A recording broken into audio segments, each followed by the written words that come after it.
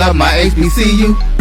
And boy, I love it, love it. I love it, love it. I love my HBCU. And man, I hope my team they won. I hope my team they won. Yeah, man. I hope my team they won. I hope my team they won. I tune into the HBCU Sports Lab to see if my team won or lost. If they lost, I'm quiet as a mouse. But if they won, keep tab. I'ma do the dab, yeah. Dr. Cavil, he know what he be talking about. Mike and Charles, they know what they be talking about. They compress the analytic data with this hip hop. If you know them like I know them, they gon' tell you if your team, if they won or lost, and who the ball. So listen to Professor, yes sir, and pay attention, cause he gon' teach a lesson.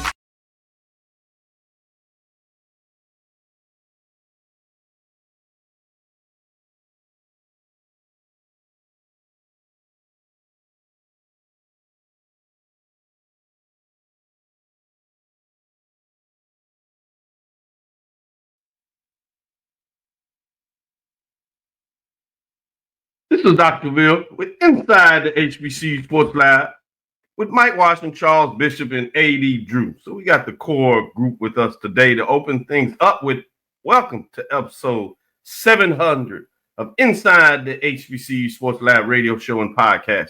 The show that's covering the sporting HBCU dash for all things HBCU sports for institutions large and small. From the NAIA to the NCAA, we share insights and information on the HBCU sports culture, HBCU athletic aesthetics to facilitate the story of HBCU athletic programs in the business of HBCU sports.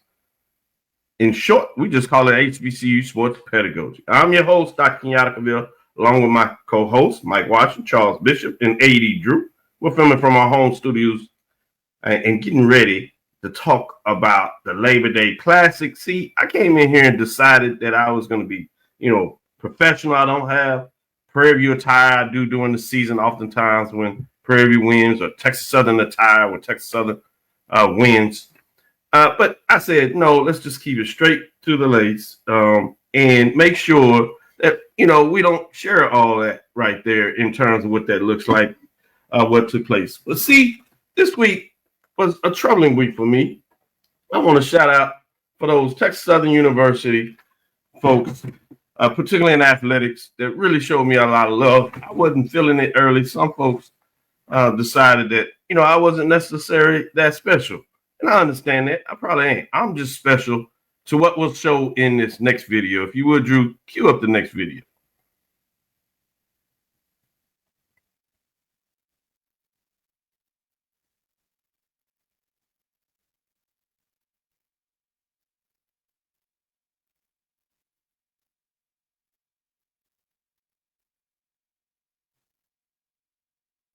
This is my 11-year-old son. He's in the 6th grade, and he's been privileged for his life. He actually was on Prairie View A&M's homecoming campus when he was just 3 months. His first trip out that somehow I allowed Faith, my wife, to allow me to bring him to. And these gentlemen and more folks took care of him because I still was trying to figure out fatherhood. And hopefully I'm doing a decent job at that now. But his entire life has been about the sweet life. So he has come out of the suite at TSU.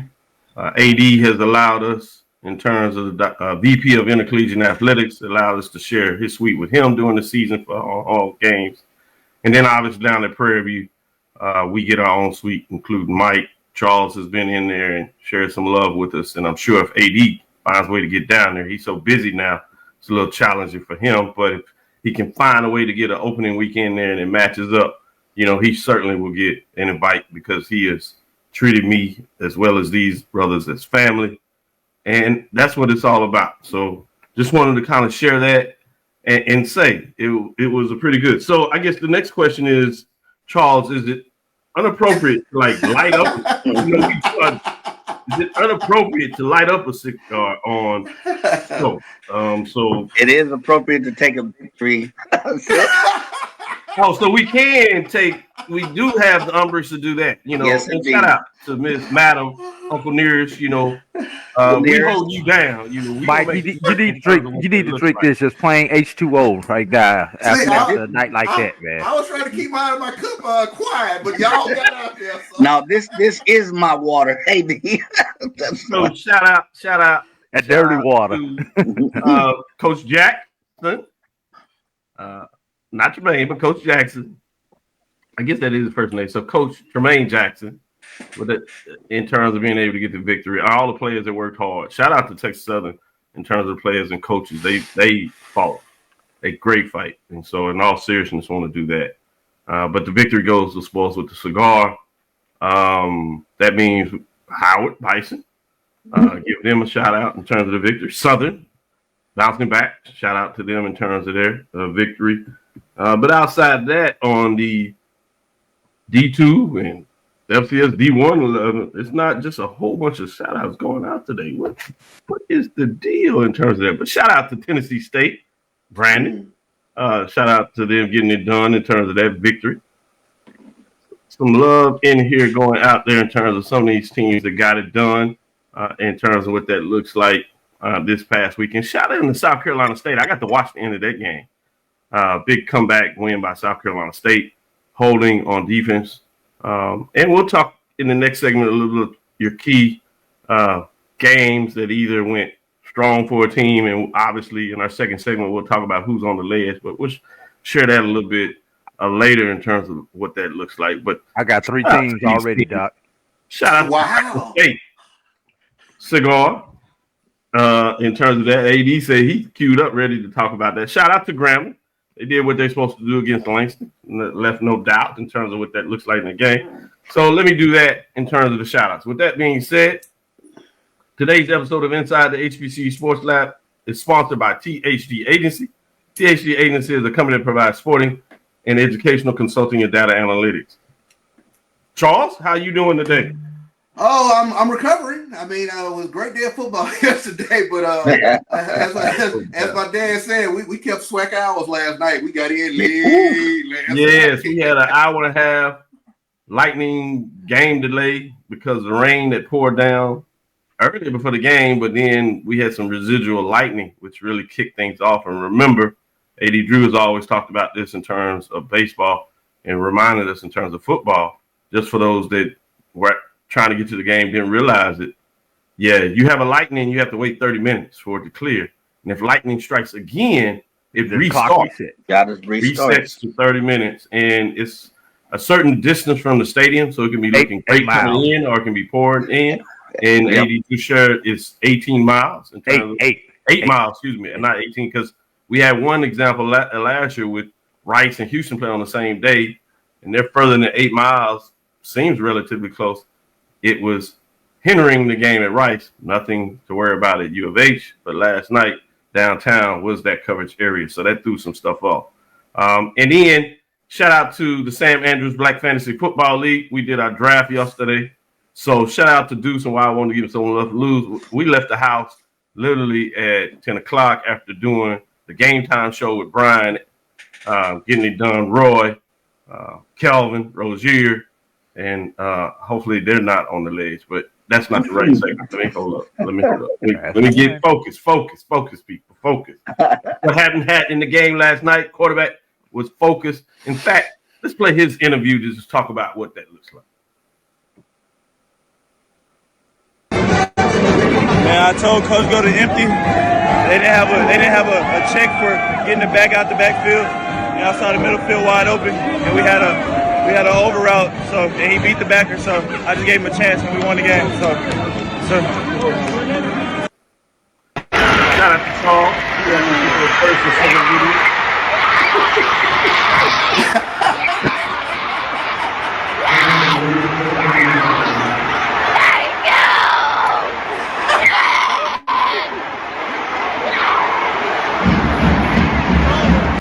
Yeah, that was good. That was good. And that was pure child. You can't beat that. You can't beat that. I couldn't say anything about that. I was just like, wow, this is wild. And I think I want to say it personally on here, just a lot of folks that helped make that happen, particularly Earl Jemison with the Houston Touchdown Club. he allows me to be a part of the trophy. We get a time, I might even send a picture of that. I know we got a video of that, but I had to send it. But maybe send a picture after all the jubilation to show you in terms of what that. But because I'm part of that, and this is my 4th year doing that, the last year I've been able to bring Deuce on the field, and usually stays kind of back. This time we were down there early. We saw the touchdown from the other side when TSU went up, to their credit. Yeah. And we saw Deuce what he thought was the touchdown, and you can see on his face when I was like, "It's a penalty." He's like, "What happened? What do you mean?" Mike and I are conversing. You saw the policeman as he's stepping away in the background. Houston Police Department. Shout out to him. What did he say? He broke it down. What was going to happen? He called the play before. He said, "Yeah, they usually don't call that back, but they did the clip." And he said, "Watch the center. Watch the center of the field." He said, "Watch that center." And Charles is moving down there. He knows the perfect angle just in case, and he is living right in terms of praying up. And he was there. He caught it. So yeah, a lot of things going on there. But let's move on a little bit. Shout out to you, Charles. You had a victory at Jackson. Tough loss on the other side. Obviously, while you're not attached in terms of being an alumni of Prairie View, you got so many colleagues down there, you probably feel like it. So you had a duality. But just talk about your feelings on watching those games. Jackson State actually had to fight back and close out strong in that matchup they had with Hampton. Yeah, tremendous game yesterday. And I said going into that game, I had to remind some of my Jackson State fan base, every game ain't going to be JSU by far. And Hampton is a good football team. I said it was going to be what I thought was going to be a great football game, and it proved to be just that. But Jackson State, they, to their credit, they showed championship medal yesterday. When they were pushed, they pushed back with a big 12-play drive, I believe. And Ahmad Miller, I said going into the game, I wanted to see what this Jackson State running back room was going to look like without an Irv Mulligan. They got reinforcements, and I've been waiting. To see Ahmad Miller. He's been banged up a bit, but Aubrey Miller's little brother, who's former SWAC Defensive Player of the Year. But I've been watching him probably since his junior year in high school. He is a tremendous athlete, heck of a running back, and he got an opportunity to show it yesterday. Good stuff. Drew, I don't know if you want to focus more on the game today with Tuskegee, or do you have to give me some updates on the other side, because Mike can't wait to delay. There's something with you. I don't know what that's about. But AD Drew, I'm going to allow you as a good friend to tell me what direction you want to go in. Well, here's the thing. 2 of the 3 institutions that I'm associated with are 0-2 on the weekend. And, there's a possibility that I could go for the trifecta today if Tuskegee's not able to pull it out. Because FAMU again. Morehouse Oh, again. no. Yes. So, Doc, Yes, there's this old saying. You remember the old folks used to tell you don't wear white after Labor Day, right? But there are going to be a bunch of people who want to throw in the white towel after Labor Day. So, it's tough right now. It's tough. Are they gonna be wearing black? Is there gonna be some bringing and flowers? It's gonna be some people calling for some funerals real soon. They won't go that far. They just pull in the moving trucks. And I know we ain't got to that far, but throw them folks in Lorman on that list also, Dr. Cavil. Oh. Yeah, we're gonna talk about the ledge. In fact, we'll take our first break, come back on the other side, and get right into it and talk about key games yesterday. What stood out to you in terms of these matchups across the board, mid-major and major division. So we'll let folks talk about their direction. And then we'll end it with Charles telling us and asking the question, who's on the ledge, and let everybody tell us their thoughts in terms of who's on the ledge. For all the lab listeners, thank you for getting up this morning. Remember, in our third segment, we unveil the top 7 matchup inaugural this season for 2025. Top 7 of the major division. I will say early, as a tease, a couple of teams fell out. We'll see who jumped in, and maybe if any teams moved around. With that being said, we'll be right back after this first break. Get ready for the inaugural Unity Classic, Saturday, September 13th at Nathaniel Glover Community Field and Stadium. It's a clash of the Virginia Union Panthers of the CIAA and the Edward Waters Tigers of the SIAC. Plus, an HBCU band battle between the Edward Waters Triple Threat Marching Band and the Virginia Union Ambassadors of Sound. The inaugural Unity Classic goes down in due fall. This is Ryan Fulford. A.D. Drew and I are co-hosts of the BCSU Sports Lab. We talk about all things related to HBCU athletics. From the games, teams, coaches, and fan interest stories, we cover it all. You can find our shows on Facebook at BCSN Sports Lab, YouTube at MyJBN Online, and everywhere you listen to podcasts like Anchor, Spotify, Google, and Apple Podcasts. You can also find the show on the Jericho Broadcast Network's app. Make sure to download. We look forward to you joining the conversation and being a part of the show. History? Yeah, we built that. Pride? We fuel that. And on August 30th, we run that. Two powerhouse HBCUs, Howard Bison, FAMU Rattlers, one legendary showdown under the Miami lights at Hard Rock Stadium. The energy unmatched. The culture undeniable. The vibes straight HBCU. 2025 Invesco QQQ Orange Blossom Classic. Get your tickets and book your hotel now at orangeblossomclassic.com. Saturday, August 30th at 4 p.m. in Miami Gardens. This is the Dean of the College of HBCU Sports, Kenyatta Cavil of Dr. Cavil's Inside the HBCU Sports Lab with Mike Washington and Charles Bishop. Come mix it up in the lab where the course lecture is in session every Tuesday from 6 o'clock p.m. Central Standard Time on Facebook Live, YouTube Spreaker, or the BCSN app. As we discuss all things about the HBCU sports culture, including exploring the week that was in the sporting HBCU diaspora, as well as the upcoming week of HBCU Sports. With me, the Dean, the College of HBCU Sports, on Dr. Cavil's Inside the HBCU Sports Lab with Mike Washington and Charles Bishop. Course lecture dismissed.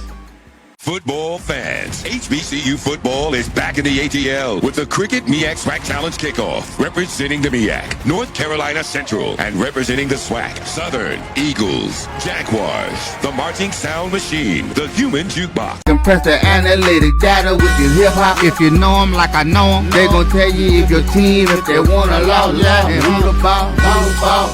So listen to Professor, yes sir, and pay attention, cause he gon' teach a lesson. This is Dr. Bill with Inside the HBCU Sports Lab with Mike Washington and Charles Bishop. Let me give a couple of updates here before we get to you all. Tell me your thoughts on things. Obviously, we had games on Thursday where you had Delaware defeating Delaware State 35-17. That was a 14-3 game at halftime. You had Norfolk State where Townsend went to Norfolk and defeated the second of the inaugural coaches this season in terms of Michael Vick, 27-7. You also had on Saturday with Howard went to the QQQ, that's Invesco QQQ Orange Blossom Classic, and defeat FAMU 10-9. You had North Carolina Central falling at home to New Hampshire, 27-10. You had South Carolina State over Woolford at home, coming back and scoring a late touchdown to win 16-15. And you had Morgan State on the road falling to South Alabama, 38-21, I should say. And then in terms of the independence, the battle of the independents, if you would, that featured North Carolina A&T on the road at Tennessee State, and that was in the Big John Merritt Classic. Tennessee State won 24-21. A lot of close games when you talk about the South Carolina State scoring late. Tennessee State getting a blocked field goal to hold out the win there in terms of that matchup. Shout out to A&T as they fought hard in that matchup, but two coaches' debuts getting it done. So that coach in that debut, unlike Jackson in the Delaware State game, not getting it done. You had Northwestern State defeating Alcorn State 20-10. People, Brave Nation Reservation, are not happy about that at all. UAP beat Alabama State, where Alabama State Hornets fought bravely and was actually in the game with a chance to get a key stop to maybe pull it out because the Blazers could not stop Andrew Body as he seems back in the form 18 of 24 for 312 yards and 4 touchdowns, passing, including one rushing, a big one, 60 yards. That highlighted for everybody in many ways that he officially is back. They lose 52-42. You have old ball coach Willie Simmons taking over Florida International. He played at HBCU after coaching in a couple of places where he won some championships. Going back to his offensive days. Speaking of those Braves, I know they missed him. He's come over to Prairie View and then he went home school in a lot of ways with his family there, his wife, to FAMU, bringing them a championship, not just in the SWAC, the first one, but also a cricket Celebration Bowl championship and a national black college championship before he's taken over. Well, he beats up on Bethune-Cookman. He just doesn't lose to Bethune-Cookman. No matter where he is, it seems like 42-9. Texas Tech, with all the money they got in their program, ranked number 23. They did beat up on Arkansas Pineville 67-7, but shout out to Pineville. They did not get shut off. They kept playing and they did get in the end zone. Jackson State beats up on Hampton, the other independent.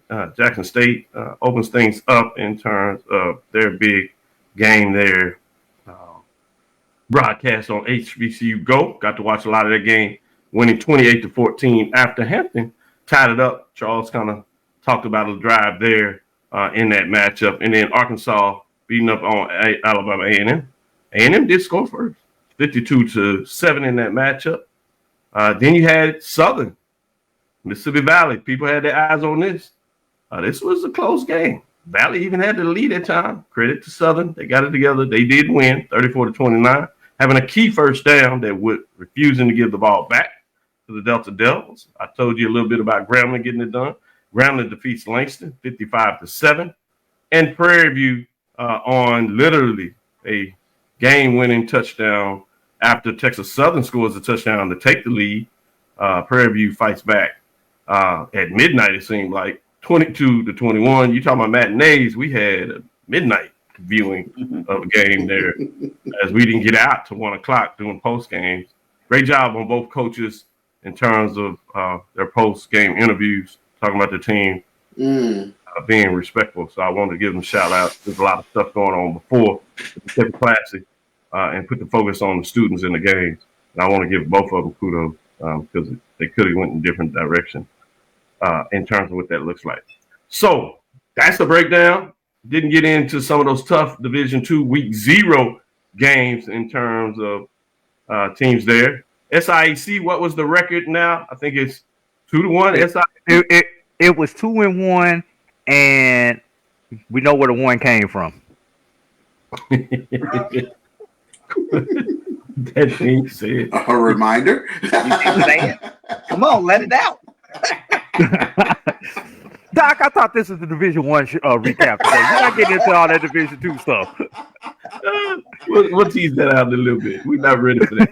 So, Mike, what was the big game for you this weekend? What stood out? And you can give me two. Big game in terms of some team getting a big win, and then you can give me the one where you said was a really bad loss. As far as big games, I got to go with Prairie View TSU. I was there, but I also saw the Howard game. Sorry, AD, but I saw that Howard game. Is this beat up on AD Day? AD, you know I love you doing, but anytime you look in the stats and you hold a team to 1.8 yards per rush, generally the other team's gonna win, even if they only had 3 yards per rush. It was clearly a defensive battle. I expected FAMU, with all of the speed that they have on the ends, to really pull ahead of this one. It just never happened. So that defensive struggle, that physicality that Howard bought, that to me was a very good game. It wasn't exciting, it wasn't sexy, but it was a good game. The Prairie View game on the opposite side to me was in, not because I'm a Prairie View fan, but if you tell me a team has 15 penalties for 160 yards and it's tough to overcome. They still were able to overcome despite that. It was a hard-fought game by both sides. Both sides put up a lot of offense. Cam Peters was, to me, way more poised than I saw him last year. This was a different. At least I got one data point. But this Cam Peters was totally different than 2024 Cam Peters, and he didn't look frazzled despite the calls, despite any setbacks in the offense, the movement, despite anything. So I thought that made it an exciting. And TSU, to their credit, oh my God, that quarterback, they had command of the offense as well. So I thought that was a hard fought game. KJ Cooper. I thought some of the calls, to be honest, were a little bit questionable on both ways. I think the handkerchiefs seemed to come out quite a bit. It was, I don't know if it was me. I don't know if it was the punch I was drinking, but it just seemed like the handkerchiefs just kept coming. I like, give me that dirty laundry off the field. Come on. Yeah, I thought a lot of people were catching colds. There was so much tissue. Exactly. So KJ Cooper, hats off to him. He had command of the offense for TSU as well. But hard fought game. But those two are my really good games. So and the surprise to me, you asked, that Mississippi Valley game. All right, I'm always on Valley, but that was close. That Valley, that's giving Valley some love. Charlie, that's a different kind of Valley. You looking at the stats, they putting up some offense. So that, to me, even though it was a loss, that was a pretty good loss. So yeah, I'm gonna go to you, Drew. I know you're biting your lip there, Charles. I'm gonna give you the last one because I want you, after you finish your statement, I'm gonna ask you about the ledge and then circle back. So I'm gonna tease you out a little bit. Eddie, Drew, you big wins, big losses, Bulls up, Bears down. What direction you going? Actually, I want to start back on that Southern Valley game. Just want to send a shout out, Press, Jalen Wood, who took a shot. We're not going to talk about the good point. Non-call on the play. I personally kind of disagreed with the non-call on the play, even and because there was no call, you could not go to review it. Want to make sure everybody understands that. And in my game personally, we had a similar situation where our quarterback, one of our quarterbacks, took a shot, and there was a flag on the play, but they overturned it after they saying ejection with personal foul with targeting. They just left it at a personal foul. So, like I said, I've got my opinions on the enforcement of the targeting rule and the consistency, particularly with it changing this year. To your credit, add the changing part, because you talked about how it has changed, where now they can review and just keep it as the penalty versus in the past it was one or the other. Now you've got a little bit of a gray area where you can still enforce the penalty without kicking the player out of the game. So, but I actually every game I'm focusing on, Dr. Cavil had a loss. But all losses are not equal, Dr. Cavil. That's true. The one thing that I'm looking for, even with these teams that lost Thursday and yesterday, was did I see improvement despite the fact that you took an L? Valley, I saw improvement despite the fact that you took an L. Absolutely. Alabama State, y'all gonna be a problem if that's the edge body that we're going to see this year in the SWAC. I'm here to warn everybody. Alabama State will be a problem if this is the Alabama State. No disagreement here.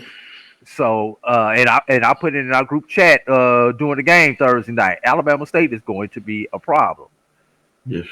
Alcorn, you got problems. You lost to a team that ain't won a Division I game in 2 years. North Carolina, it looked good losing it. That did look good. North Carolina game. You like, yeah. A&T, you haven't beat a Division I opponent in 2 years. So, he leaves some meat on the bone. Let me go ahead and shoot this one I up. was trying to leave a little bit of Fam, meat on the bone for my boy Charles. AD gonna be greedy and take it all. well, I just got one more. I just got one more statement. Fam, goddamn you. Oh, Perfect way to end it. Charles, your highs, big wins, big losses? I think Howard, big win. That's a huge win when you talk about a team that was predicted to finish 5th in the MEAC. They come out and they get a strong win over a SWAC team, not just a SWAC team, but a SWAC East team, which has been, I think, the balance of power has tipped in that direction over the past few years. So huge win, I think, for the Howard Bison down there in Miami in front of the FAMU crowd. So big win for Howard yesterday. I think, AD, you said it, all losses are not the same. Alabama State, huge statement made with Andrew Body. But, I'm sitting there watching that game, and I can't imagine what it's like for an Alabama State fan because I'm on the edge of my seat when Andrew Body's running. So it's like I'm just, stay up, stay healthy, slide, something, so it's, so it's, I'm guilty of that too. Yeah. Because a lot of us here that are connected with Texas Southern, we've seen in Andrew Body grow, mature, always been a fantastic young man in terms of his family disposition. It's hard not to pull for him. So you're right. It's a different way when you get healed from us. Go ahead, Charles. Yeah, I mean, so I think just his health is going to be a big thing for Alabama State this upcoming season. But you see they have some pieces on offense this year. They put up 42 points, 40-some-odd points in their game versus UAB. And if they don't throw that third quarter interception, that's a totally different game. It's a totally different game. It's a totally different game. So kudos to Eddie Robinson for getting that team up to play FBS competition. All losses are not the same. That Alcorn loss really, really was damning.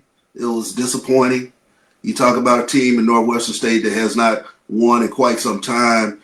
And it wasn't just the loss itself. It's the way they went about the process. Drop balls, penalties.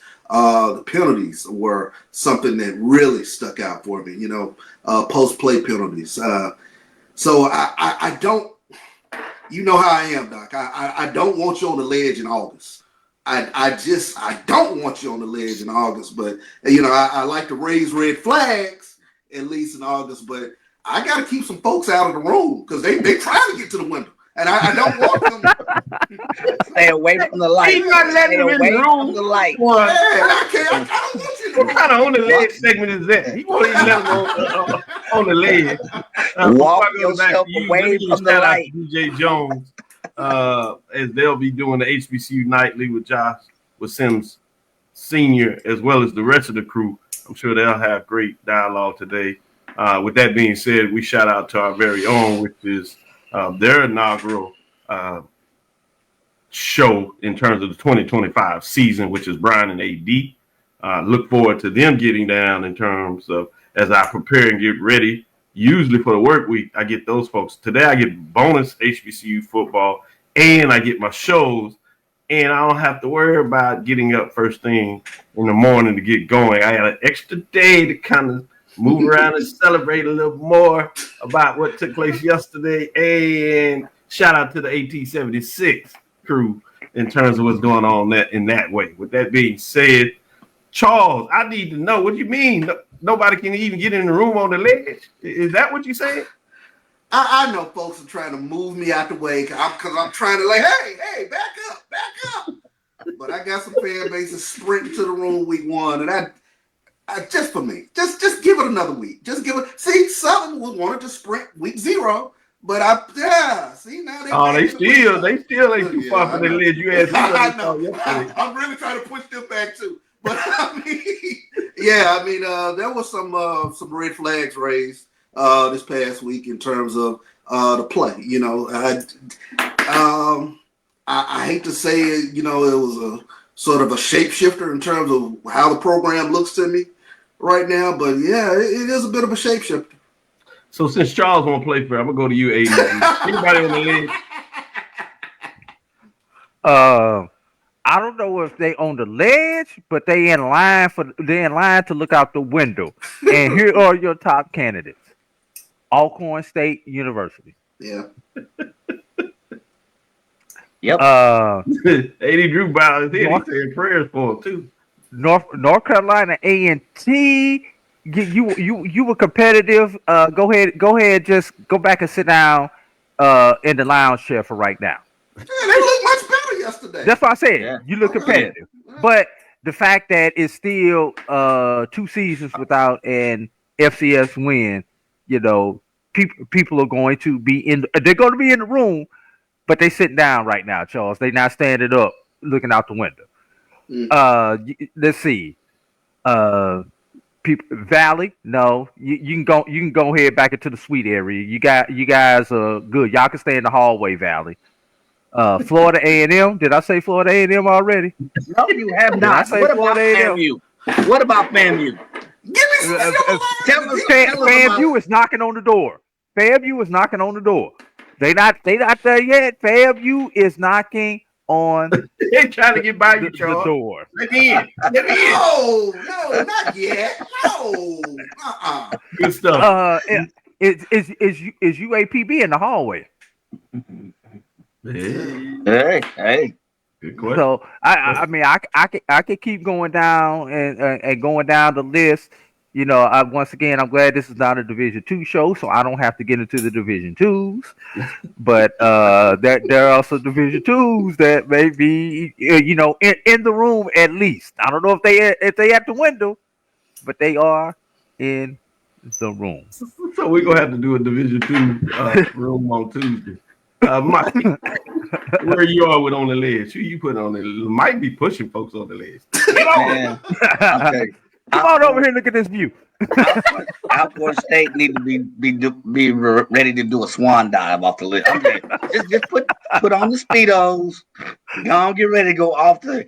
You mean to tell me you can't score until the third quarter against a team that had North? We're talking Northwestern. Really? That silly blue colors they have on their uniform, really? If you can't score a point to the third quarter, I'm sorry. Yes, you need to get ready to do a swan dive, do a Greg Louganis off the cliff with the Speedos on. And then, I'm sorry, AD. I'm sorry. You got to do it. You need to open the door and let them rattlers with that ridiculous whatever thing y'all do with your wrist.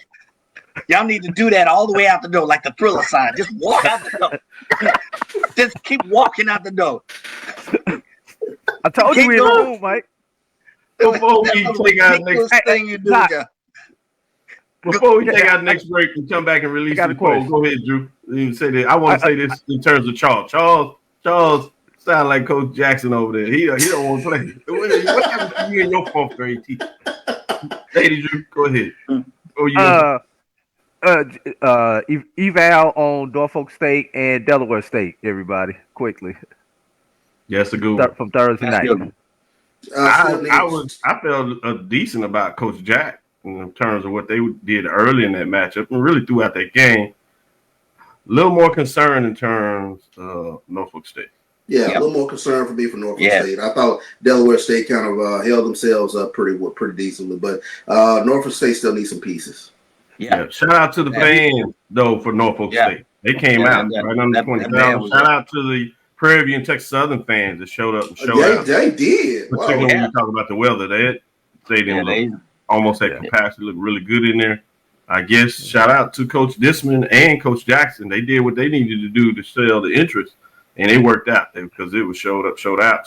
Shout out to the ADs that organized events, that putting that board back in the classic on Thursday and Friday, particularly with the golf event and the sneakers balls that did well in terms of their inaugural. So that touchdown luncheon, that was a big seller. I don't know if that happens every year because I don't go every year. But that touchdown event, that the dialogue between Coach Dishman and Coach Jackson, that got pretty. That sold it up.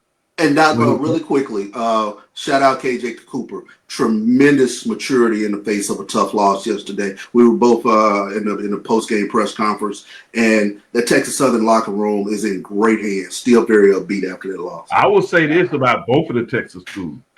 Everybody else needs to watch and take key because both teams seem to be really solid in terms of what they're going to bring in terms of defense, and they are very solid in terms of what they have in the backfield, running back the ball, and in terms of quarterback.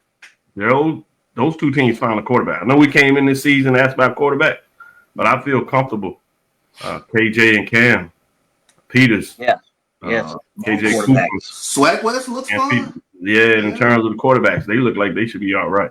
Let's take our second break here. We'll come back, and it's time to unveil the top 7 and see what y'all think about that. Stick with us. We'll be right back after this break. History? Yeah, we built that.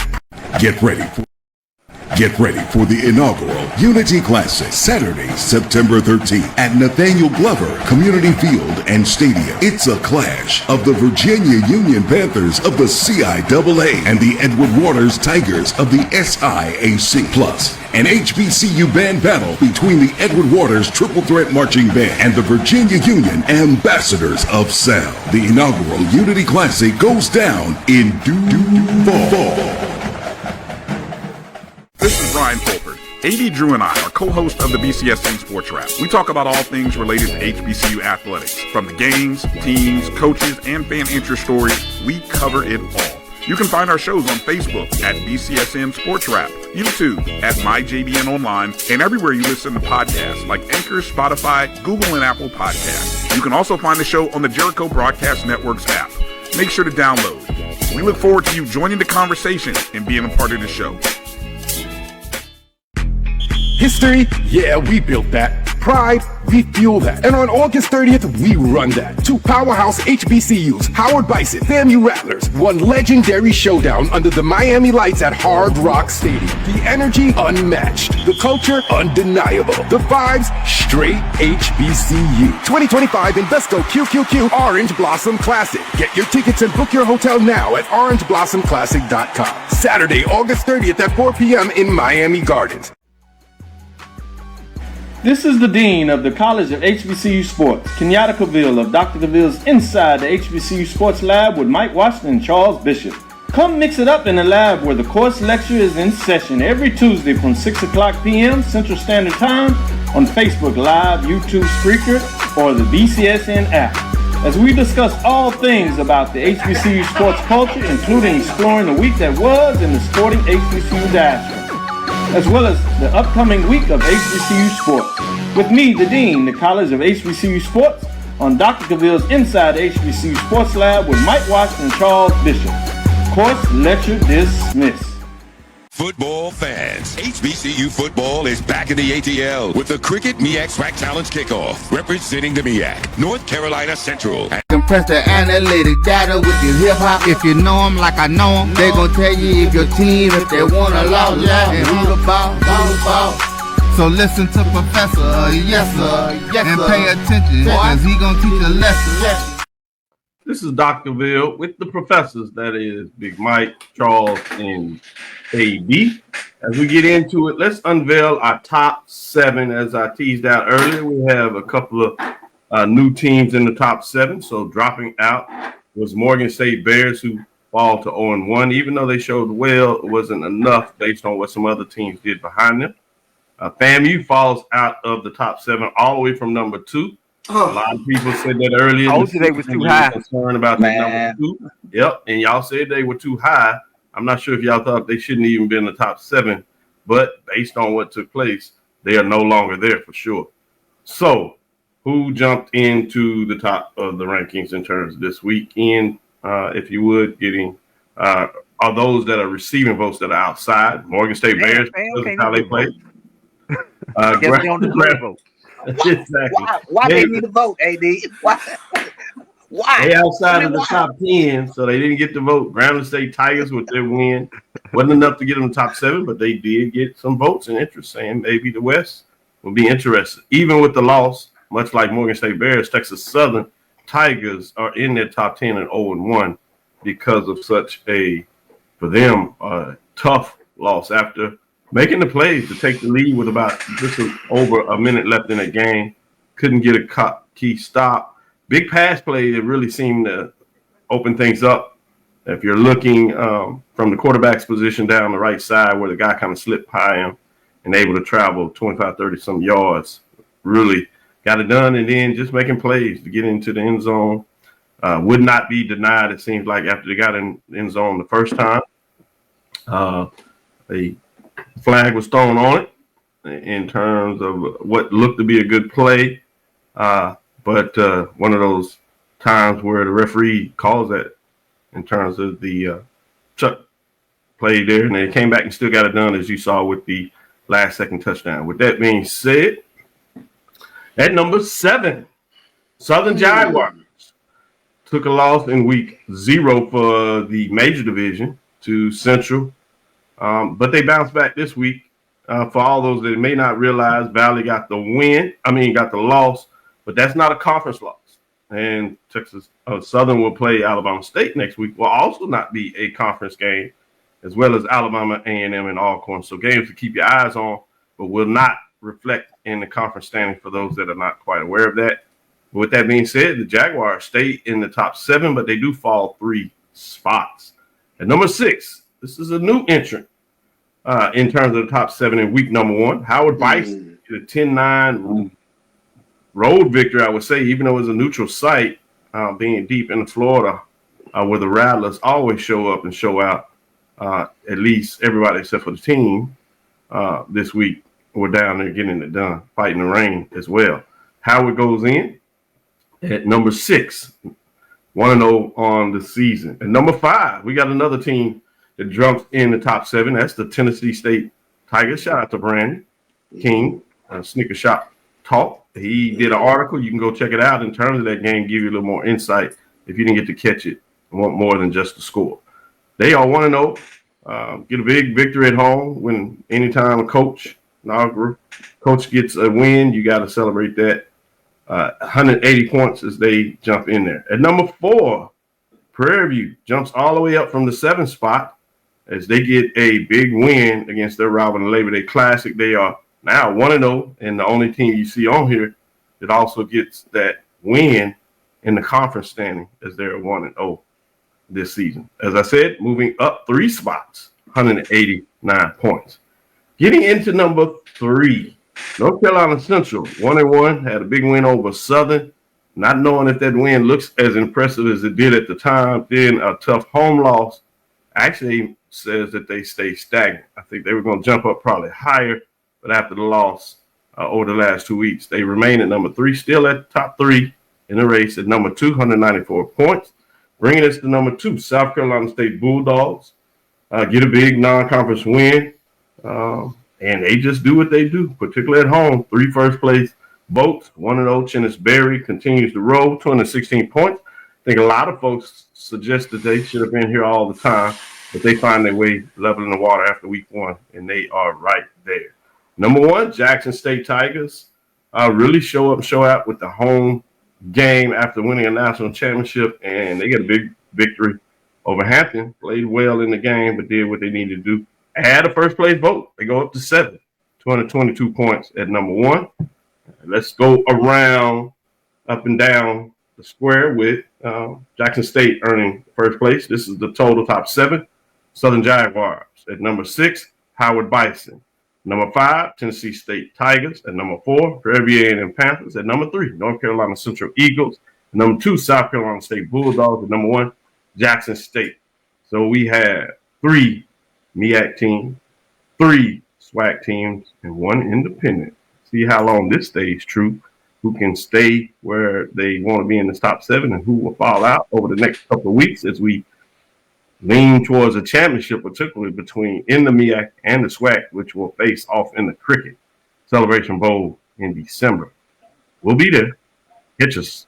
Whether your team is there or not, we're going to be covering it, giving you updates of what takes place there. That being said, Charles, what are your thoughts on week 1, show number 700, top 7 major division poll rankings for HBCU football? My only adjustment, I think, would be I'm not ready to give up on FAM just yet. I would have dropped them in at number 7 and Southern not quite in the top 7. Because I take a look at one possession in particular yesterday with regards to the Southern Valley game. Valley had a scoop and score that looked like it was on deck, and the young man stepped out about the 3 or 4 yard line, but was going in for a touchdown. And Southern and Valley's not able to get in. They have to settle for a field goal. And I wondered on that possession how much that changed the dynamic of that football game, because Southern got some juice out of keeping Valley out of the end zone. So I'm not quite ready to get Southern throw them back into the top 7. I shoot all the way up to number 1. The scary thing about Jackson State, there were a lot of new faces that played yesterday and showed up. We're going to be calling out Quincy Ivor's name all through the course of the season. Jackson State got another pass rusher. Josh Nobles was that guy last year, but now Quincy Ivor. I mean, when he was ready to get to the quarterback, he did it. Huge game yesterday, led the Tigers in tackles, also had a couple of sacks, and I think three and a half tackles for loss. So that's a name that I want you to keep an eye out for during the course of the season. And Jackson State even lost Travis Terrell, a playmaker, first play of the game. So, you know, they're going to be a handful to deal with. Good points. Good points. 80 Drew, top 7. What are your thoughts? I know your record is what your record is. A win is a win. A loss is a loss. But if there's ever a team that deserves to be on this top 7, despite a loss, it's Alabama State. Yes. If there's ever a team who does not deserve to be on this top 7, despite a win, it's Tennessee State. Ooh. So you mean a Tennessee State victory over a bottom 7 team, North Carolina A&T, gets you into the top 7? I mean, I understand you have to play the game. A win is a win. You can only play the people on your schedule in front of you. But Alabama State deserves to be on this list somewhere. And despite Howard's victory over the then number 2 Florida A&M, because of the showing or the lack of showing Florida A&M had, is that really enough to get you where you are if you're the Howard Bison?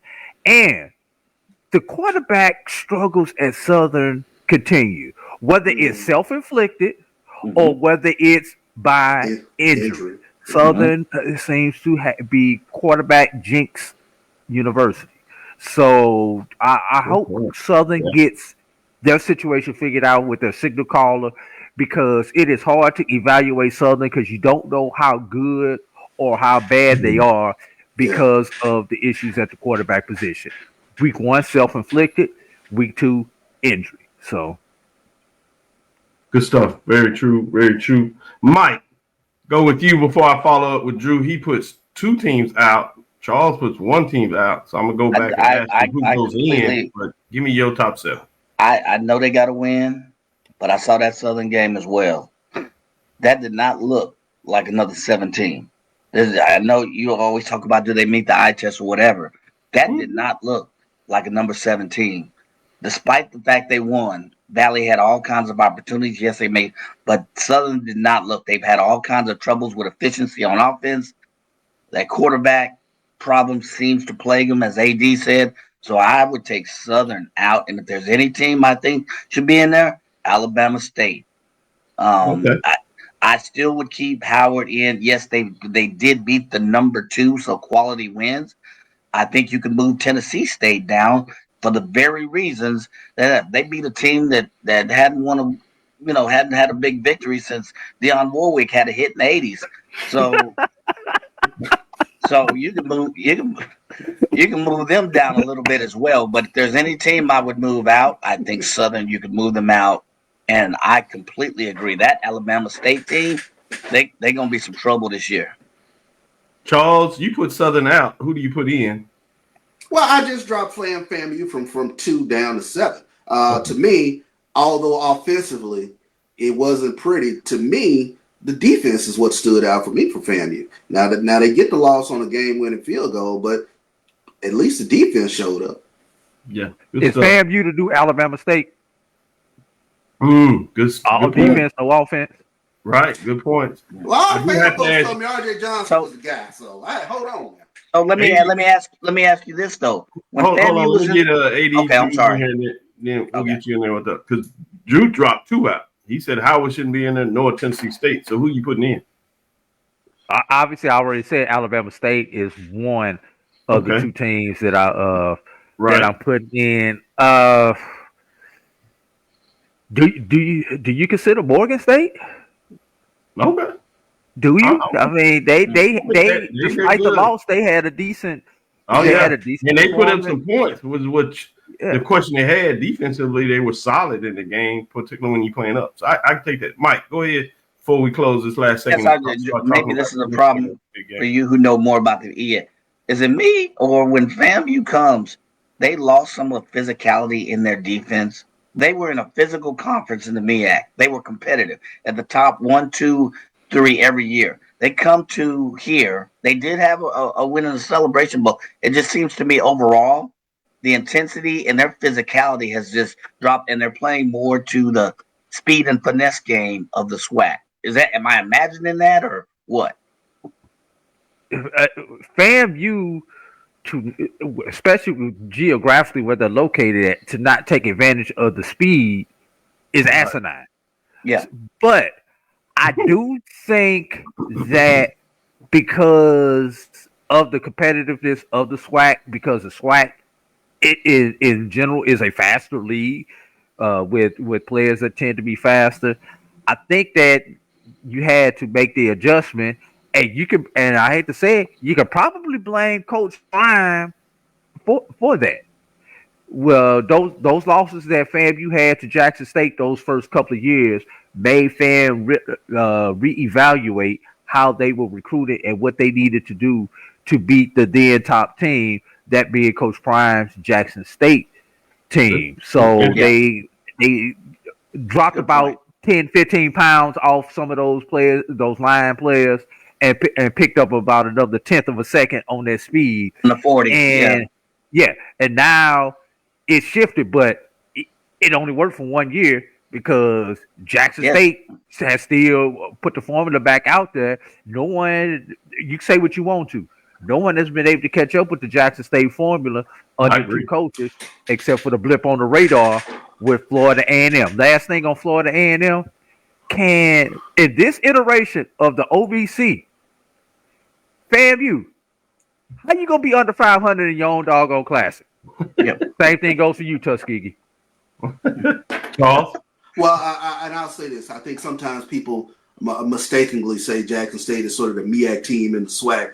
But Jackson State, that DNA of Jackson State football is they have running backs and they have big physical linemen that pop you in the mouth. They're getting back to what we saw probably more so in the 80s, 90s in terms of a very physical football team. That's something you could always hang your hat on with regards to Jackson State. They were going to run the ball and they were going to play the hell out of some defense. So that's, they're getting back to that. Charles trying to teach some history. He forgot. I did the breakdown. That play was good, but they wasn't there yet. This is new in terms of how they win. FAMU and Jackson State were on the same level as the team. We'll be right back after this last break and come back on the other side and start talking about Charles for next week. And even Professor Charles gave today. He did say that real professorial. Let's take this next break. History? Yeah, we built that. Pride? We fuel that. And on August 30th, we run that. 2 powerhouse HBCUs, Howard Bison, FAMU Rattlers, one legendary showdown under the Miami lights at Hard Rock Stadium. The energy unmatched. The culture undeniable. The vibes straight HBCU. 2025 Invesco QQQ Orange Blossom Classic. Get your tickets and book your hotel now at orangeblossomclassic.com. Saturday, August 30th at 4 p.m. in Miami Gardens. Thank you guys for what you do for HBCU athletics. This is a fantastic avenue for all of us. This is our ESPN, so we love what you guys do. Brian, AD, Roy, all you guys at BCSN. We really appreciate what it is that you guys do for us.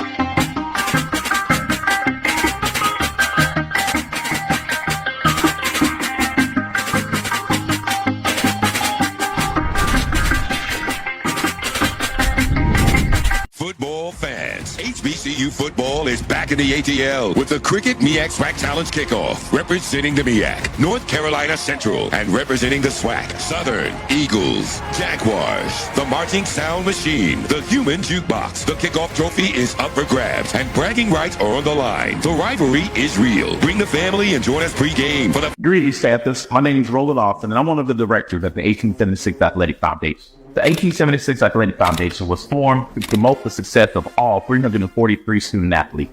Our overall goal is to fund scholarships for all of our student athletes. We ask that you help us in achieving this goal by donating to the 1876 Athletic Foundation via the QR code below or 1876.foundation. Your generous donation will help us continue to assist the needs of all of our Panther athletes. Thanks, and go Panthers. Compress the analytic data with your hip hop. If you know them like I know them, they gon' tell you if your team, if they wanna lose, and who the ball. So listen to Professor, yes sir, and pay attention, cause he gon' teach a lesson. This is Dr. Ville's inside the HBCU Sports Lab. Before we go into next week's game at the Major Division level, and then obviously we take a deep dive for Division 2 on Tuesday. But we do have a couple of big D2 games, particularly that feature SIAC, CIAA. I'd be remiss if I didn't let Drew give me his thoughts on those key matchups for today. One is in the Black College Hall of Fame Classic in Ohio, and the other one is the Tuskegee Red Tails that's here, that is near us in Alabama. Drew? Well, the SIAC came out 2-1 yesterday against the CIAA. So game number 4 will be that Black College Hall of Fame game that you are speaking of, Dr. Cavil. Well, I'm just going to sum it up like this.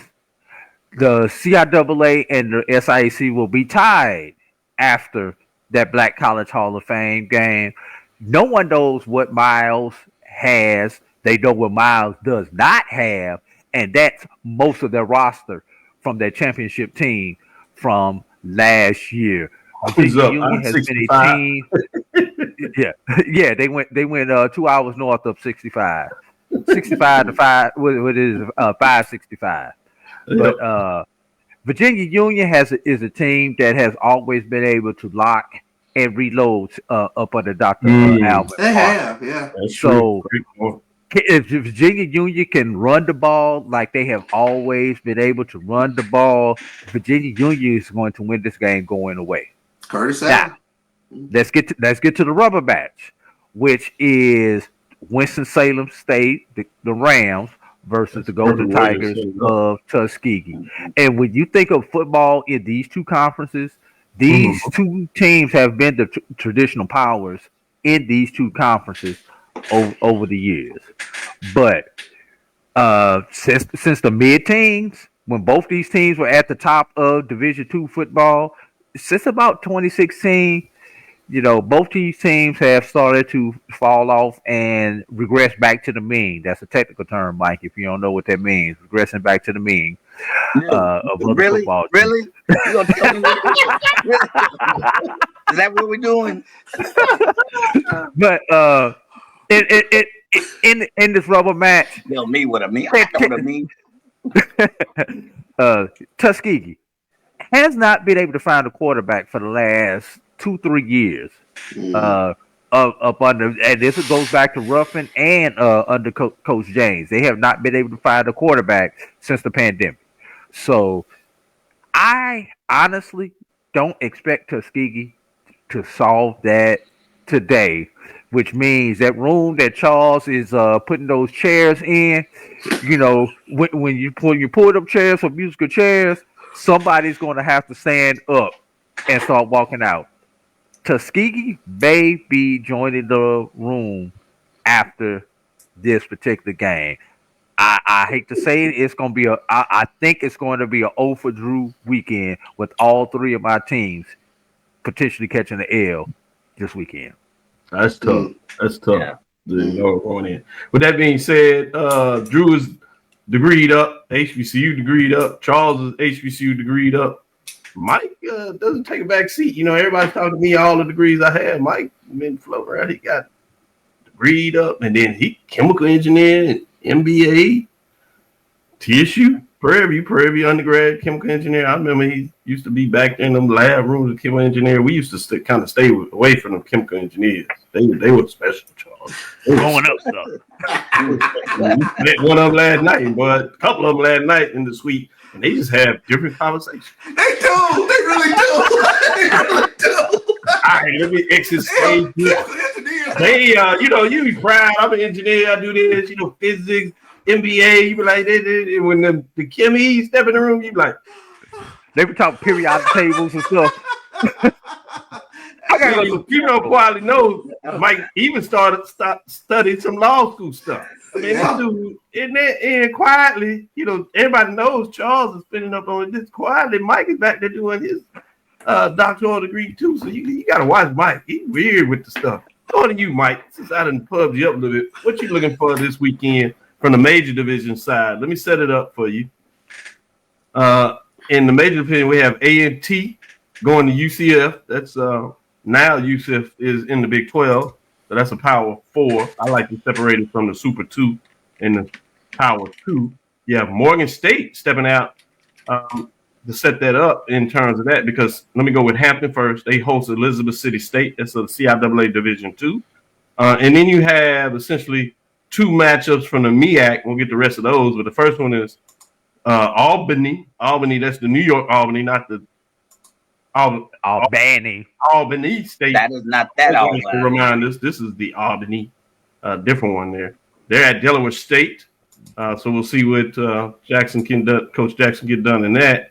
And then we have Morgan State is hosting Towson. So interesting, as Towson got a win over Norfolk State, so it'll be interesting, can they bounce in there?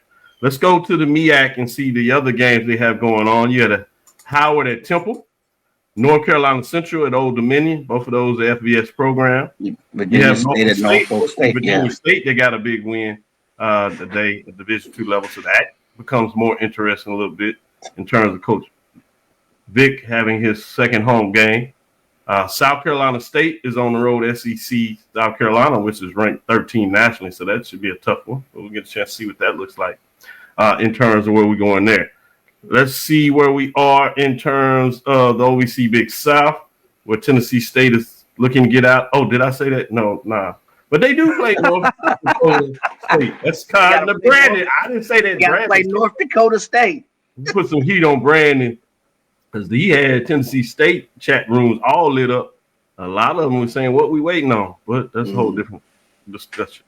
Then you have in the SWAC, Grambling is at Ohio State. That's the Ohio State that just took Texas and their quarterback off the Heisman list. I guess you can get back on it, but defensively, they made a statement. They're number 3. That's before the rankings come out, so they might even shoot past Penn State, I guess, at least on cover 2, so that'd be interesting to see. Jackson State has an interesting in-state matchup with Southern Miss. I'm sure you get some talk about everybody always wants to see a FBS upset. Is this one to think about? Usually it's the ones that you don't think about that happen, but this is an interesting one to keep your eyes on. Texas Southern goes west, my friends. They go west to California. That's a member of the ACC, but that's a whole different discussion in terms of conference churning. Whether it makes sense on the map or not, it is what it is. FAMU stays in the state of Florida. They do go up and play FBS. That's Florida Atlantic. You have Bethune-Cookman that goes up to the ACC, another ACC SWAC matchup. But this one, least is in state.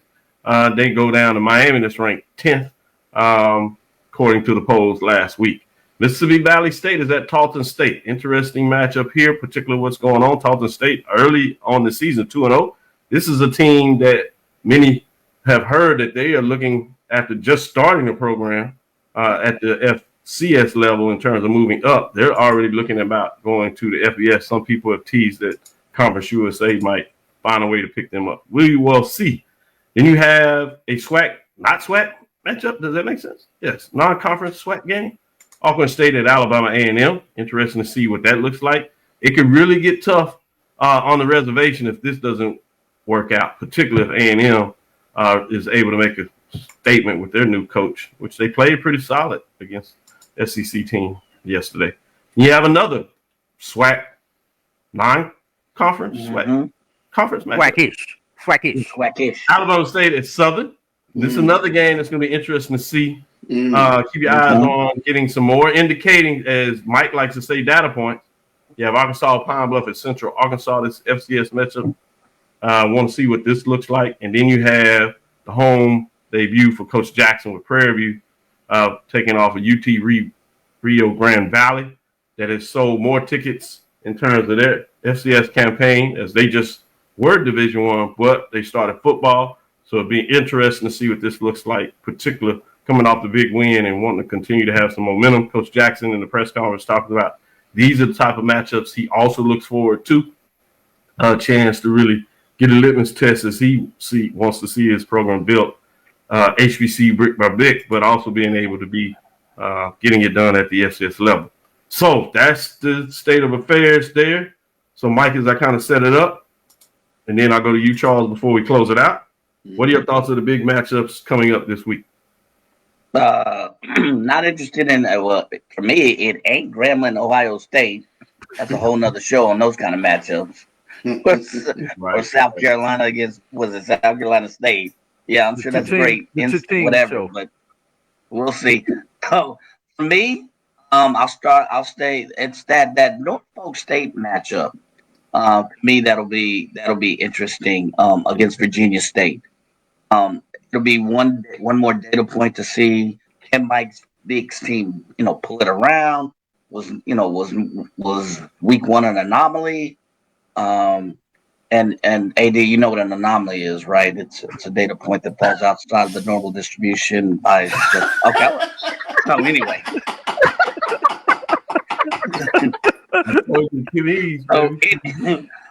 But it's statistically significant, Mike. Yeah. So anyway, for me, it's that Southern game with Alabama State. To me, that's going that has the chance to really put Southern folks on the ledge if they're not on the ledge. That game right there, early in the season, Mike gonna push him off the ledge. I'm telling you, that's a significant data point in the season at the year our Lord 2025 week 3. That is essential. There's a couple of others, but to me that's that. The other one is the A&M game, the Alabama A&M. I agree. Yeah, that one will be, those two games will be the ones that stand out the most. There's a couple of others, but I'll respect my teammates and leave some meat on the bone for them because I like them. They don't leave the bone on for you, but whatever. So, but those, to answer your question, those are the two for me, Doc. There's one or two others, but I'm sure Charles and AD will pick those up. So, go ahead, Charles. AD did the D2. So I'm gonna go with Charles, and then we're gonna call it a show. Go ahead. Yeah, I think Virginia State, Norfolk State is the one that sort of jumps out for me. That could be a really interesting ball game because I'm curious to see how Norfolk State responds against a very good Division II football team. And to your point, Virginia State got a big win on Thursday. In terms of a historically white college university, which is always key matchups at the Division II, because they do it a little differently. They will move to automatic bid, but so much is about regional rankings as well, as Drew has always made sure we understood the uniqueness between the Division II versus Division I FCS. So your point is well taken, particularly what Virginia State did last year. And we know a lot about Dr. Henry Frazier III, and he got a victory a couple of years ago against Norfolk State. So it can get real fast. Right? Yeah. And then obviously the other one that's very intriguing to me is Jackson State and USM. And from this standpoint, I go back to last season when Jackson State season opener against Louisiana Monroe. The thing that I came away with that loss to Louisiana Monroe is Jackson State did not back up physically against a team that was in the FBS. Fast forward to this year, UAB and Alabama State. Same something. Alabama State did not back up from a physicality perspective against UAB in terms of they kept answering the bell. So what does that look like this upcoming week with regards to a very good FCS team, an excellent FCS team, Black College National Champion in Jackson State, taking on what I like to look at as that third tier of FBS teams. So I think, the matchup, if Jackson State doesn't hurt themselves with penalties, A lot of penalties, I think, to clean up from yesterday. That could be a very interesting game to keep an eye on. Yeah, I agree with that. Southern Miss, though, has kind of strengthened what they're doing down there. But that's a unique matchup in this state where you're right. There's going to be no fear in general with that matchup, but even particularly now with TC Taylor. I'm fascinated with that. But you know what's teasing out when you talk about these data points, and I'll put it right here. I know it's early. Week 1 data point. Mike will remind us, don't take this distribution too seriously at this point. But you keep adding them up and you get a clearer picture. You know, with what happened to FAMU, now it kind of shifts early on. Now people are focused on that Alabama State, Jackson State, which is always a knuckle fest. Always. Losing a study slack. Now it becomes that may be shipping up for another one. You know, it's just 2 years ago where Alabama State goes into Jackson State and gets a victory for homecoming. It looks like they might have to go back down there again for that matchup, and it's fascinating. Again, it's early, but data points as we start looking at matchup, we get closer and see if it still means that way. I'm curious about that. Drew, last point. SWAC East only.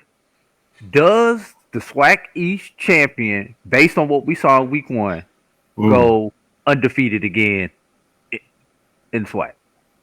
I hesitate on that this year. Great question. More data points. I'm a little more hesitant. Just based on week 1. Charles has a sneaky smile on his face. He might think differently. Mike has a smile with me, so we'll see what that looks like. But early, give us a couple more data points and make sure we revisit that question, Drew, because I think it's fascinating. Thank you for listening inside the HBCU Sports Lab. Thank all the lab listeners in terms of getting it done in the lab. Make sure you share our podcast with your friends and colleagues. Charles? We can't gloss over this. This is episode 700. So I want to say congratulations to you in terms of watching this podcast grow. You're a paragon within this HBCU community. So congratulations with regards to episode number 700. And I'll throw my 2 cents in, having produced probably at least 450 of those 700 shows. You know, it's always been my pleasure to be on with you guys. And, you know, Mike, thank you for joining up for this anniversary show. See, I'm trying to be good. He gonna slip one in. He gonna take a little body shot on me. I think it is.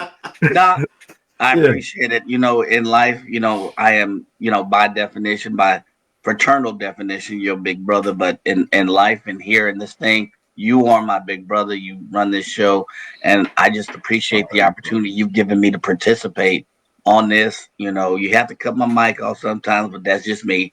But I really appreciated your knowledge, how you shared it, your understanding.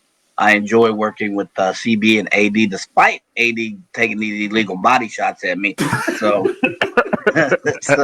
so I really consider it an honor to work with you two gentlemen as well. But congratulations, Doc, the Dean. I think you got baby Dean Charles over there because I was walking with him. Everybody stopping him. Hey, Charles. Hey, Charles. I'm like, get out here, man.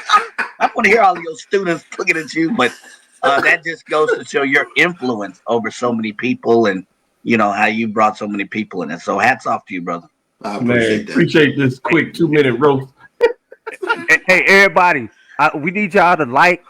Yes, this is his show 700. Please like and share this show with a friend, like Doc says on his closeout, with a friend or a colleague. We need to get. I need some more likes up in this on my screen because I don't like the numbers that I'm seeing. Yeah, I appreciate that, Drew, and making sure you do that. One thing that we try to do on this, and I put stuff in a position, and I'm not saying anything negative to those that have to do it. We don't ask for the resources to support this show. We find another way to get that done, but to Drew's point, what we can ask and appreciate is you like, share, subscribe to these various networks. And if you appreciate what we're doing, let us know by showing us love from that passion. And tell your folks out there that feel like what we're doing, that you hear about it, make sure that they're subscribing and liking and posting. With that being said, appreciate you, gentlemen. Mike, you are a big Mike, so you the big brother. No matter what, one of the reasons I'm able to share the love is what you poured in me very early on. So never forget that in terms of Charles coming on the scene and quickly earning the respect and showing the respect that you deserve of being about this partnership. And AD Drew, there's not an easy way to say this. you're certainly appreciated in terms of what you bring to the table. I want to make sure that we find a way to show you more love.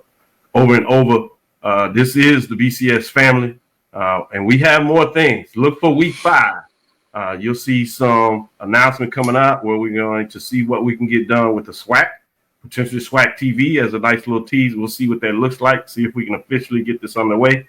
But you may see a little more of the BCSN, which means if you see a little more of the BCSN, you're going to see at least a segment of us in terms of inside the HBCU Sports Lab as we partner and try to take this to the next level. Credit to Roy Evans, partner in terms of BCSN, the leadership that gets it done in so many ways that you all would never realize how hard and how much he's poured into that. So make sure you find a way to support him more than anything, because if it wasn't for what he does, the growth that we had wouldn't be there like that as well. Thank you for listening to Inside the HBCU Sports Lab. Make sure you share your podcast with your friends and colleagues. I am Dr. Kenyatta Cavil, the Dean of HBCU Sports, coming from inside the lab in the College of HBCU Sports with Mike Washington, Charles Bishop. Again, we want to thank you for listening, if you would, to Dr. Bill's Inside the HBCU Sports Lab with Mike Washington, Charles Bishop, every Tuesday and Thursday at 6 o'clock p.m. and on Sunday during the football season at 9 a.m. Look forward to next week as we discuss the latest news in the lab. Got to get them helmet stickers. Helmet stickers back in there as well as we start doing tailgate during the week. So Mike can get his updates and Charles has his ledge. We look forward to discuss the latest news in the lab, as we said. Follow me, Dr. Kenyatta Cavil. That's DrKenyattaCavil on Threads, Facebook, Instagram. Inside the HBCU Sports Lab 1 on Facebook. Inside the HBCU Sports Lab on YouTube. Again, dream big. Continue to move forward. The champs are here. We look to talk with you soon. Charles. Of course. AD, Mike. where your helmet at? Lecture. Drew. And I was gonna go out so cool and everything, but you just threw it all off, Mike. 20 years since Katrina. Praying for all those who just remember all those from Katrina. Dismiss, y'all. Shout out to Doc.